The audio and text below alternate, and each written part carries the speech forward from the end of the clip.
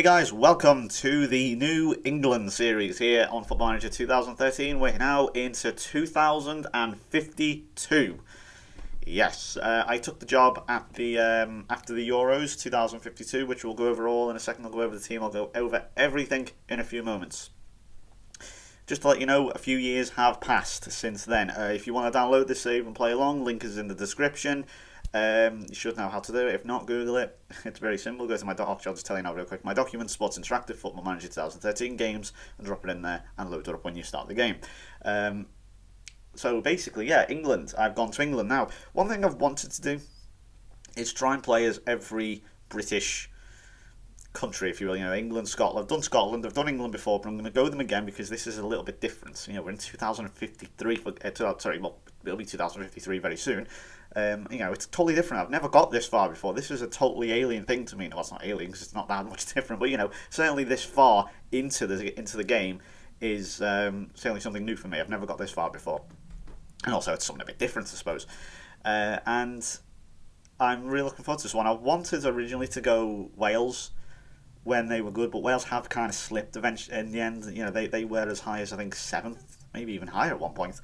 But they have slipped away, and honestly, if I'd gone Wales, it would have just been the same as the American series. I don't really want to do the same thing again. You know, we've gone Americans who are slight underdogs. Now I want to go to a slightly bigger team, you know, in England, who are pretty decent. What we'll do, firstly though, we'll go over the team now. How are these series going to work? Well, basically, we're going to have, instead of season reviews or half-season reviews, we're going to have yearly reviews until we get to the major tournament. The first one is going to be the World Cup. Now, I said I wanted to do the Euros. That wasn't going to happen. I decided instead to just go all the way to the World Cup, as that's the one I want to win. You know, I've won the Gold Cup in America. Yes, I know I've done that, but the World Cup's the big one, and that's what I want to do. Now, there's no guarantee that I'm still going to be able to be England when the World Cup came around if I'd done them in the Euros, so just a note on that. Right, so basically we'll get into some of the names of the players, and I'll let you be familiar this time. One thing I will admit I've not really done a great deal of is sort of made you familiar with some of the players. I mean, naturally, you know, you got to know the Brighton players, the Liverpool players, maybe even the Arsenal and Dortmund players, but you know, recently because of there's so many different teams and names and so on. You know, the Roma save, the Tottenham save, the USA save, Forest save. You know, there's been so many that, you know, you've not been able to. It's probably just gone over most of your heads and just gone, oh, hang on, what's going on? So I'll get into these now very quickly. Obviously, it is always changing and bringing in new players. It is an international team, bear in mind. So, you know, there are going to be player names you might not recognise. I'll go over the full World Cup team once that's been selected, but, you know, a lot of these players you probably will see during that World Cup team. Obviously, I'm chopping and changing all the time, but, you know, there is a year and a half to go. So, the first goalkeeper, this guy's probably going to be my number one. He's Mike Houghton, and he's very good. He plays for Arsenal, good goalkeeper. The reserve goalkeeper at the moment, he probably won't make the World Cup squad, is a guy called Jake Beck. He's Cardiff's number one, I believe, and he's getting on a bit now, so he probably won't come into the team. Just because a player's getting on a bit, though, as you'll see in a minute, doesn't necessarily mean that they are not going to get into the team. Unless they are officially retired, no one is totally ruled out, but you know, I'd rather have a younger team for most part. We then have Man City's goalkeeper here, Gavin Spencer. Good player, good potential-ish. I should also show you my staff, actually, before I go any further. I'll show you my staff. But this guy's got ages to go. He's just young, you know, good young goalkeeper to put in for now. I mean, he's probably my number two, even though his form's not that great. Mike Houghton is definitely the number one, and he's only a year older, so he's considerably better. But first, before we go any further, I'll show you my staff. My assistant manager, my main one, is an obscure one. Now, this is weird. I realise that his stats aren't the best, but it's very difficult to actually get an assistant manager for an international team, because unless the person you're looking for is one of your favourite personnel or vice versa, it's very difficult to get. Now, this guy was probably the best of the bunch I could find. He is, believe it or not, Colwyn Bay's assistant manager. I know, it's crazy, right? I mean, if you look here, he is Toby Cornick, he is the assistant manager at Colwyn Bay.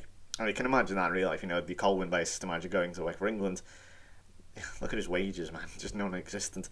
But for his stats, I thought his stats were decent. Whilst they're not the best in the world, they are not the greatest. He was literally the best there was. And that's saying something. That the best that I was able to get.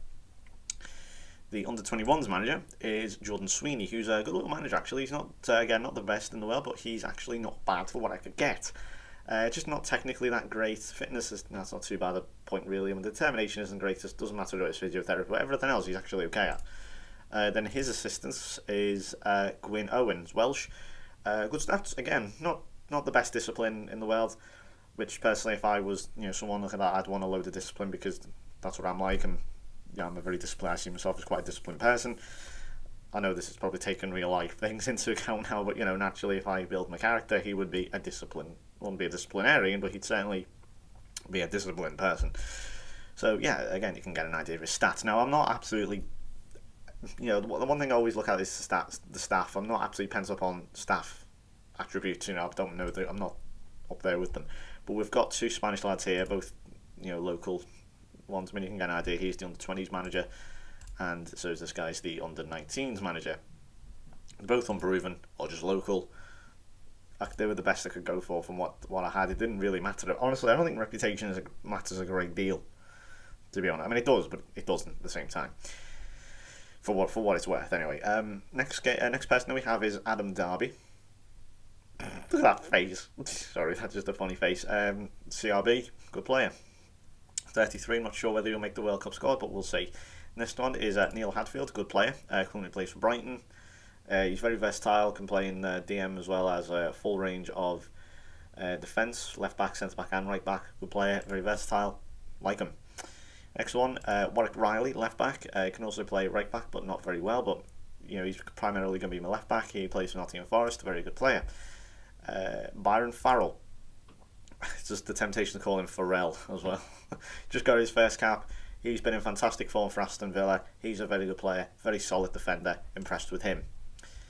Next one, brought in as well through form, or at least form at the time, was Paris McAvoy. Plays for West Brom. Excuse me. Not the best when it comes to technical, apart from his marking, and his heading for a defender is slightly down on what I want, but he's a good option. Next one is definitely a player that came through form, was a player for Crewe called Malcolm Gibbons. Very, very good player indeed, actually. Found a great deal about him. The next player, I should say, is, despite having a very Irish name, he is completely English.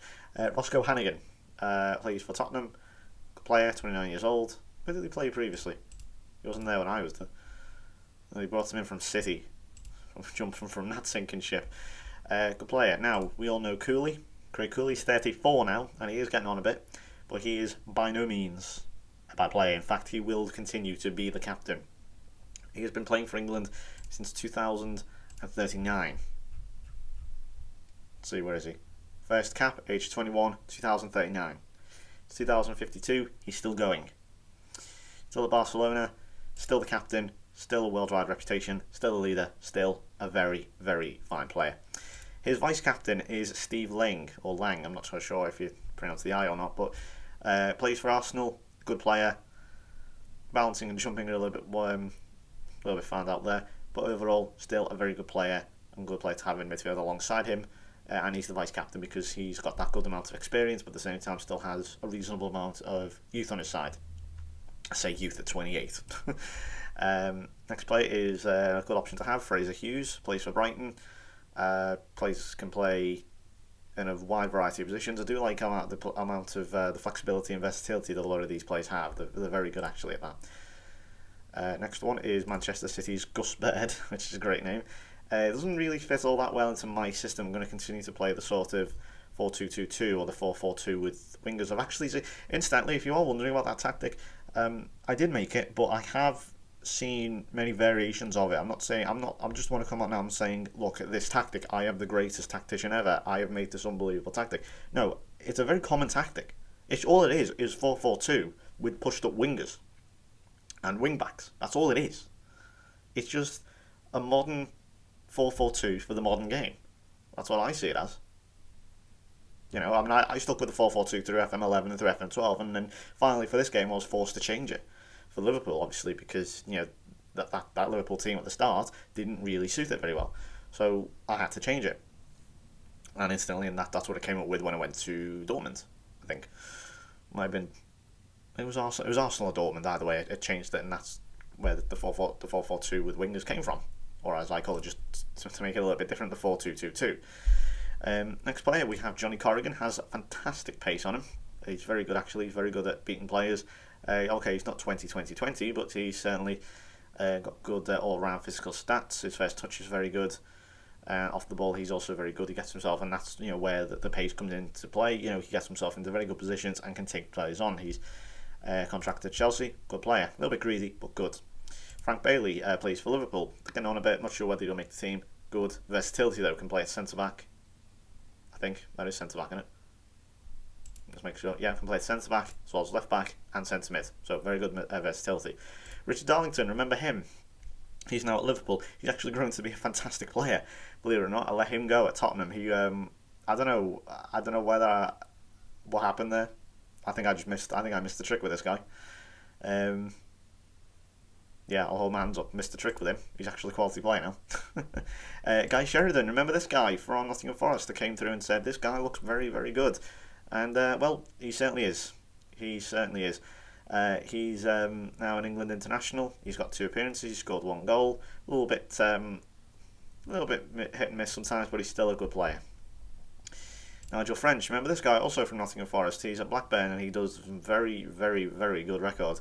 At Blackburn, he's grabbed, let's see, 17 that season. He got 24, 27, 38 with Blackburn. Look at that. Man United certainly missed a trick with him. Don't know why they sold him on. Leon Fowler, well, you all know about this guy. He has grown and grown and grown. He is unbelievable now. If you look at Tottenham, let's see, so we got 34, let's see, 40 goals, 33, 34, 41, 12 so far this season. Monster. Mick Roberts plays for Liverpool. Good player. Underachieves a bit. I mean, for what he is, he got 21 goals, but he doesn't feel like a 20 goal a season player. Dennis Wright, on the other hand, quality player. Plays for Arsenal. Consistently the top goal scorer in England, or at least the top English goal scorer. Very good player. Came from West Brom for Arsenal. 36 goals in all competitions last season.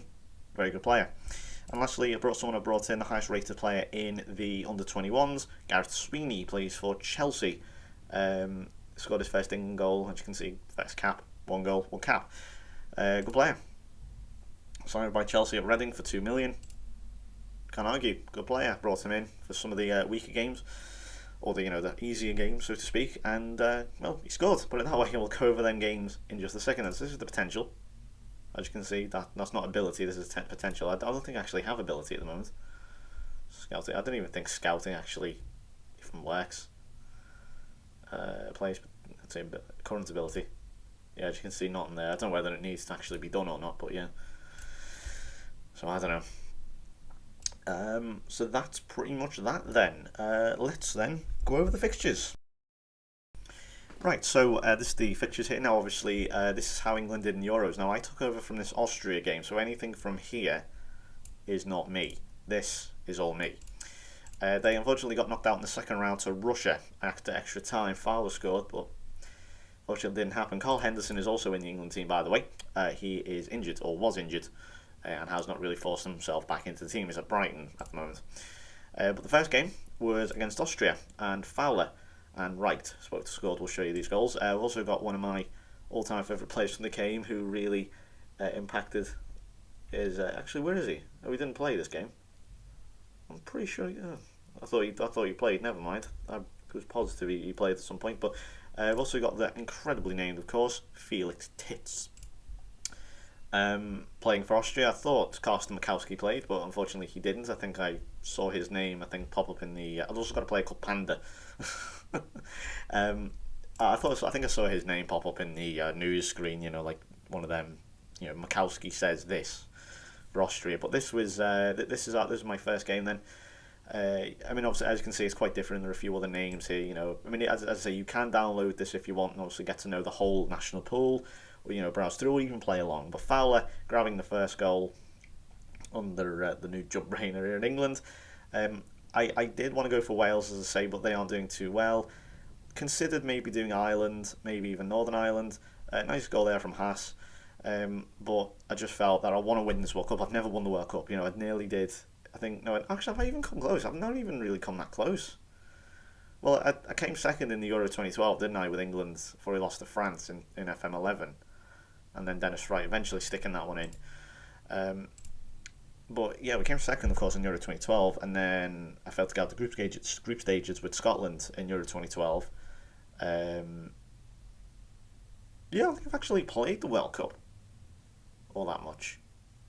Well, basically what I mean is international tournaments. I've never won an major international tournament if you ignore the Gold Cup. But this is our group stage then for the World Cup qualifiers. This is how things currently look. We've got, if we just take them in alphabetical order, Armenia, England, the Faroe Islands, Finland, Kazakhstan, and Russia. Now, I know you're looking at that and thinking, are you actually taking the piss? That is the easiest group in the world, and I agree. I don't even know what's going on here. We've got Armenia in 74th, the Faroe Islands 135th, Finland, believe it or not, 137th. They are absolutely appalling, apparently, are the Finns. Sorry, Finnish people, but I love Scandinavian people, but yeah, I don't know what's going on there. And Kazakhstan 121st, and then obviously along those side Russia, who are 15th. And incidentally, if you are wondering, England are 3rd currently. I can't explain that. I really don't know why that group's like that. Armenia, not even that great, so like the next threat down. So really, I don't know. That is such a strange little thing. But we kicked off here with a 0-0 against Russia.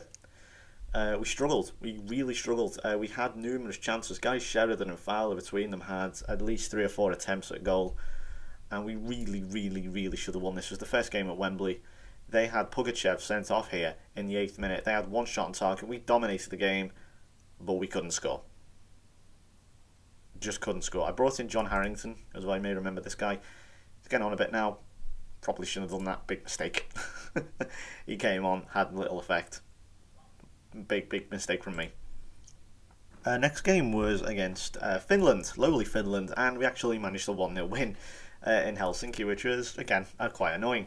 It was a Steve Lang penalty, which I'll show you now. So we still haven't actually scored a goal in open play yet, and this is how we got it. Coming in. I'm still waiting for the handballs, but yeah, eventually there we go. Cooley brought down in the box, and his vice-captain there, or the vice-captain I should say, stood up and took it. Nice penalty, 1-0. That finished the Finns off, eventually. Whoops. Next game was against Armenia, and we won 1-0 there at Wembley, and I gave a chance here to young Carl Reynolds, who I'm happy that injury has forced him out the England setup. He's been injured for quite a while. I gave him his debut, and then he admittedly scored against it, and the game was like, shock, as Reynolds is called to the England team, and it was like, well, he's in good form. He was one of the top goal scorers in the Premier League, or at least English goal scorers. So I gave him a chance, and here's his chance, and he took it. Lovely goal. 1-0 Armenia gave us the win.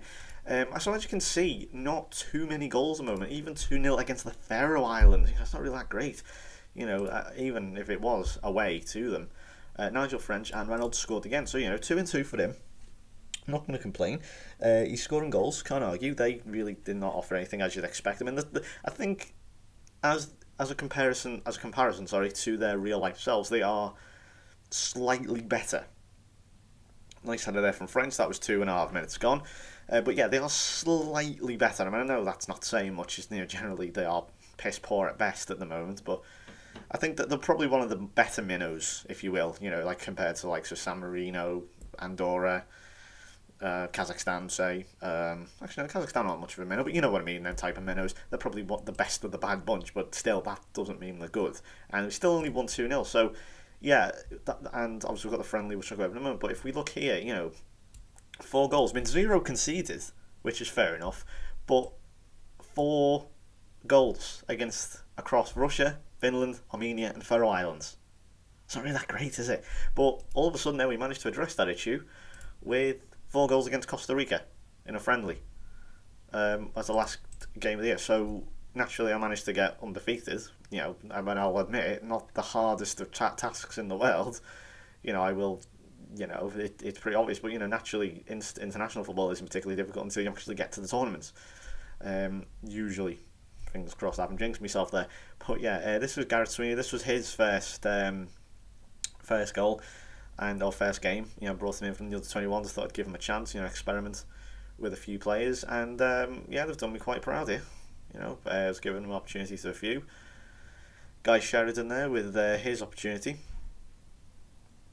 Here we go with the second goal coming very shortly now. Sheridan ducking and dodging inside, trying to play quite wide. The funny thing about Russia as well was, if I just take you back to the Russian game for a second, I really wanted to exploit the flanks because, and I said in the tactics, I said exploit the flanks. Not only that, I pushed them quite out wide, told them to play wider, and on the slides as well said width wide. Not the best goal to concede there in the world, but whatever. I went too disappointed at that point. We pretty much instantly got a reply back from Sheridan, so I was okay with that. But they played one of the narrowest formations I've ever seen. Basically they had no width at all, and we tried to exploit that, and it actually didn't work very well, so that was very annoying. There's Wright, nice finish, and that was 4-1, that finished it off. So that rounded off the end to a successful half of the year, last half of the year. Whilst obviously lost to France in a friendly, blitzed the Euros incidentally. If you're wondering who won, guess who? Spain. 3 times in a row. They beat Ireland, believe it or not, Ireland in the final. Owen Croak, that is such an Irish name. England, of course, as you can see, 3-time runners-up, which is bizarre when you think about it. I know England in a major final, but they choked. They've choked 3 times, once to Italy and twice to Spain. They hosted it in 2036. Imagine that. Imagine England winning in Germany. Ukraine and Poland, and then we've got Switzerland and Austria again. But thankfully, it's in the reverse order, which is at least an attempt by SI to at least mix things up. I can't believe I even tried to mispronounce them. The World Cup, incidentally, we've got coming up. This World Cup here, the host of Spain, the holders of France. They've won it twice in a row, and believe it or not, guess who came second? England. They haven't won anything in Canada. This one was. They still have not won anything since 1966. So by the time we get to the next World Cup, if we get there, it will be 88 years since they won a major competition. They lost in the final to France. Unbelievable. As the host, the next one's going to be in Spain. So European World Cup. Well, that's how the current standings are. Next season then, these are the friendlies. We have Israel, Kazakhstan, Israel, and then we have Kazakhstan, Russia, Finland, Armenia, Faroe Islands, and we finish with 2 hopefully reasonably easy games against the Faroes and Kazakhstan. So that's going to do it from me then. I've got nothing really else to say. In fact, before we do, I'll show you the league. This is how England looks at the moment. This is how the tables have turned basically since I left. So this was the table as of Tottenham. When I left Tottenham, this was this year later. Chelsea managed to blitz Brighton there by 8 points and reclaim their title. I told you Davide Astori would win eventually. Nottingham Forest slipped down back into mediocrity. What did I tell you? Brighton, though, reclaimed the title on goal difference ahead of Manchester United. Blackburn sneaking ahead of Liverpool. Nottingham Forest climbing back up there. And believe it or not, check this out. Okay, yes, they got relegated, but Kettering Town. I'll say that again. Kettering Town. They're a team. Now, bear in mind, I have a badge pack on, and I don't know which one it is, so I'm sorry I can't direct you to it. Go to fmbase.com and just type in FMBase to Google and you'll find badge packs on that website, don't worry. They're a team who are so low down at the start of the game that there isn't even a badge for them. That's because they are lower than the Blue Square Bet North or South, I think they're North. They are so low. Look, this is incredible. Let's see. There you go. 2014, relegated from Blue Square North. They weren't even in the game at that point. As you can see, they're relegated from the Blue Square Bet Premier. Promotion, relegation. Yeah, so they've been all over the place, really. Promotion. Loads of takeovers. Promotion. There's Tom. Still can't believe that's what exists.